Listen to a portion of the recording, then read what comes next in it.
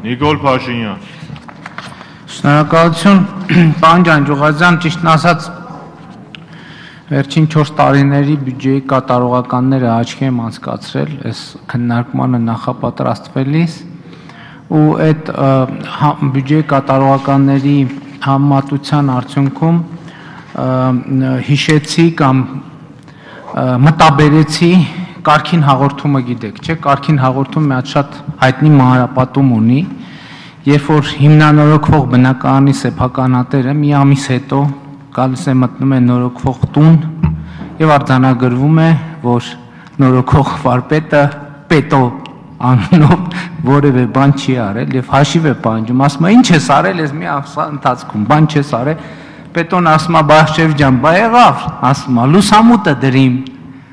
ասում է հետո հասկացանք, ասում է լուսամուտը դրիմ, ասում է լավ հասկացանք, հետո ասում է լուսամուտը դրիմ, դնելու պահին վերևից գյաջմաջեր թափվել, պատագոլնիկին, բան եմ, սղագրել եմ, էլի, էտի սիրուն հավքին, մաքրիմ, լվացիմ, պլպլցրիմ ու պատուհանը փագիմ, հիմա նայում ես վախ, հիմա ինչի է այս ասոցիացիան առաջամ, ես նայում եմ վերջին 4-5 տարվա բյուջեի կատարողականը, ուզում եմ հասկանամ, բոլոր տեղերը գրած է, Իրան-Հայաստան 400 կիլովատ լարման էլեկտրահաղորդման օդային գծի կառուցում, հիմա ինչ արվել 4 տարվա ընթացքում, բյուջեի կատարողականները, որ կարդում ենք, բյուջեի կատարողականը մեզ ասում է, դե նախագիծը գծին, մրցույթ հայտարարին, ոչի բան, հաջորդը կապսի ջրամբար, օրինակ, ջրամբարաշինարարության մեծ ծրագիր կա, կապս, վեդի, եղվարդ, մաստարա, ուզում ենք հասկանանք ինչ արեք կառավարությունը, լավ էլի գալիս ենք դե նախագիծը ուսումնասիրին,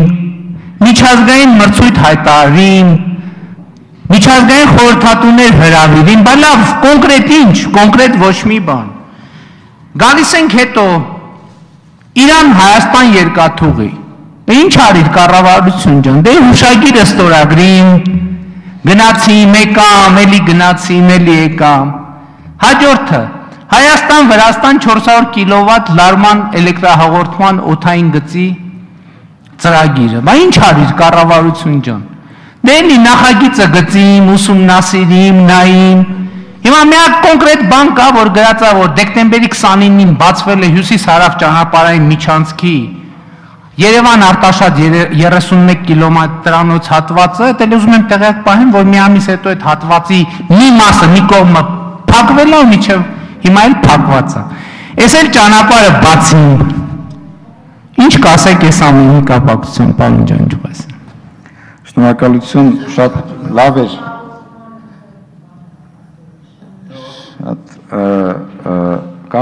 Շատ լավ էր համեմված գեղարվեստական մասով հարցը, բայց եթե թույլ կտաք, քանի որ առանձին հարցեր էին, պետք է ասեմ հետևյալը, որ բոլոր այն հարցերը, որոնք դուք անուղղակիորեն բարձրացրեցիք կամ էլ անդրադարձաք այդ հավանաբար ամբողջական ցանկը չէր, որին դուք անդրադարձաք այս ժամանակի մեջ, ենթադրվում է, որ ավելի երկար ցանկ կարող եք ունենալ, իրենց պարզաբանումները ծրագիր իրականացնող մարմինները տվել են։ Այլ հարց է, որ այդ պարզաբանումները կարող են ձեզ չբավարարել, ինչպես դուք եք հիմա ներկայացնում, ենթադրենք մրցույթի հայտարարելը գնահատում եք ոչ բավարար։ Ենթադրենք որևէ բան պայմանագիր կնքել կամ պայմանագիր շնորհելը գնահատում եք ոչ բավարար։ Դա մոտեցման հարց է եւ միշտ կարելի է բավարարված չլինել կատարվածով եւ միշտ պահանջել, որ պետքա ավելին արված լիներ։ Սա ինչու եմ ասում, որովհետեւ բոլոր այն ծրագրերը, որոնք դուք նշեցիք, առանձնահատկություն ունեցող ծրագրեր էին։ Դրանցից ոչ մեկը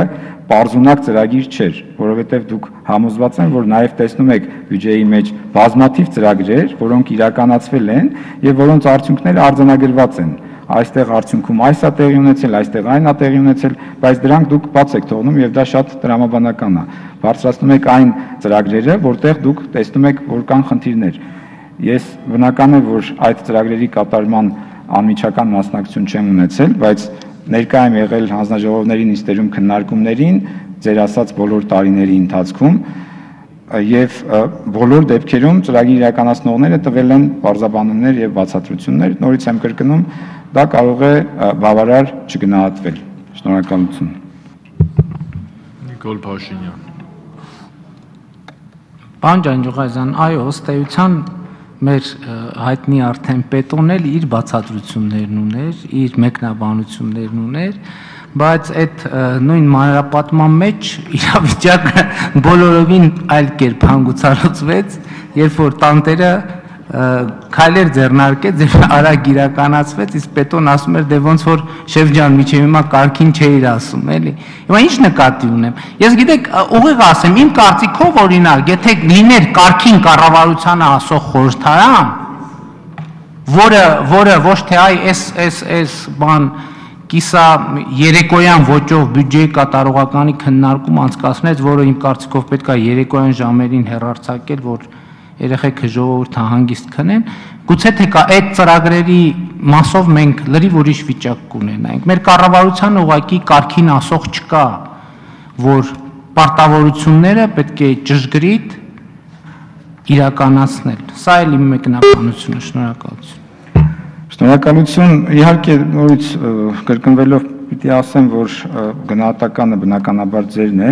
բայց խնդրում եմ համաձայնեք, որ մենք տվյալ դեպքում չենք կարող բացարձակ հասկացությունների մասին խոսել, այսինքն չի կարելի միանշանակորեն, հավանաբար չի կարելի միանշանակորեն պնդել, որ որևէ բացատրություն, որևէ պատճառաբանություն միանշանակ անհիմն է այս կամ այն ծրագրի իրականացման հետաձգման հետ կապված։ Հատկապես եթե խոսքը վերաբերում է այնպիսի ծրագրերին, որոնք միայն